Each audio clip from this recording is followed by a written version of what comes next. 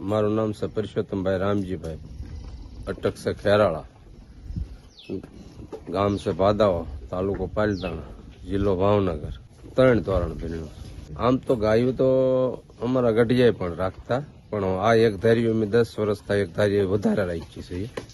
અત્યારે કેટલી ગાયો હોય છે તમારી પાસે? નાના મોટી મારી આગળ 20 ગાયું છે. અત્યારે 6 દોવા જશે. દૂધ રોજનું કેટલું આવે છે અને કઈ જગ્યાએ આપો છો દૂધ? મણથી હવામણની રેન્જ છે ટકની 40 લીટર. અને દિવસો કઈ જગ્યાએ દૂધ? પાલીતાણા હું ઘર ઘરાવ દઉં છું અને ભાવ મને ને સારા મળે છે. ડેરીમાં 35 થી 40 મળે, ત્યાં મને 50 થી 60 રૂપિયા મળે. આ ઘી વેચું ને, ઘીના એ ઘર ઘરાવ જ બધું વયું જાય.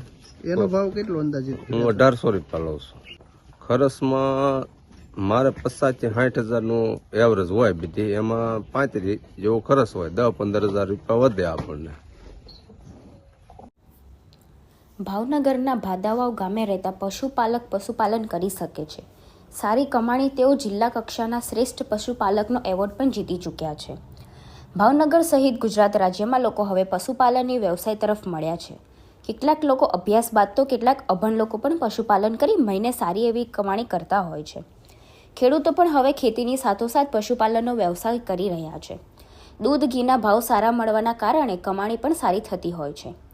હાલના સમયમાં ગાયોના દૂધની માંગ પણ વધી ગઈ છે. સારા સ્વાસ્થ્ય માટે અને નિરોગી રહેવા માટે ડોક્ટરો પણ ગાયના દૂધની સલાહ આપતા હોય છે. માટે હવે પશુપાલનમાં ખાસ કરીને ગાયોનું પશુપાલન વ્યાપક બન્યું છે.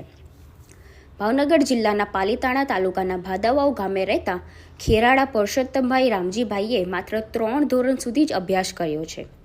તેઓના પિતા થોડા વર્ષો પહેલા બીમાર હતા, જેથી તેઓને હોસ્પિટલ ખાતે લઈ જવામાં આવ્યા હતા અને ત્યાંથી ડોક્ટર દ્વારા સલાહ આપી દેવામાં આવી હતી કે ગાયનું દૂધ તમારા પિતામાંથી ઝડપી શકાય છે.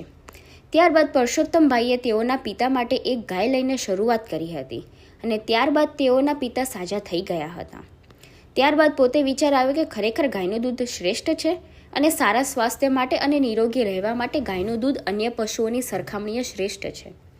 તેઓએ પશુપાલનનો વ્યવસાય શરૂ કર્યો. છેલ્લા 10 વર્ષથી પશુપાલન કરી રહ્યા છે અને ત્યારબાદ હાલમાં તેની પાસે નાની મોટી ગાયો થઈ 20 જેટલી ગીર ગાયો છે.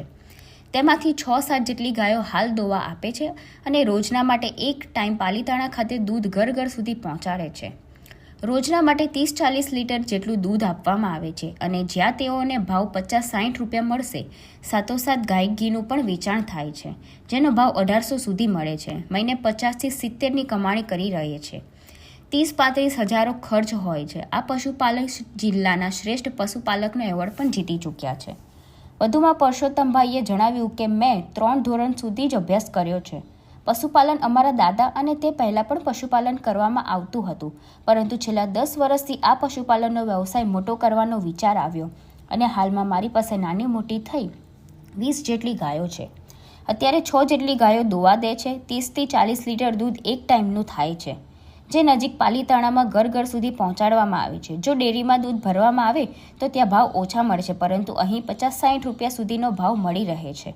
સાથોસાથ ગીર ગાયના ઘીનું પણ વેચાણ કરવામાં આવે છે, જેના માટે ભાવ 1800 સુધી મળે છે.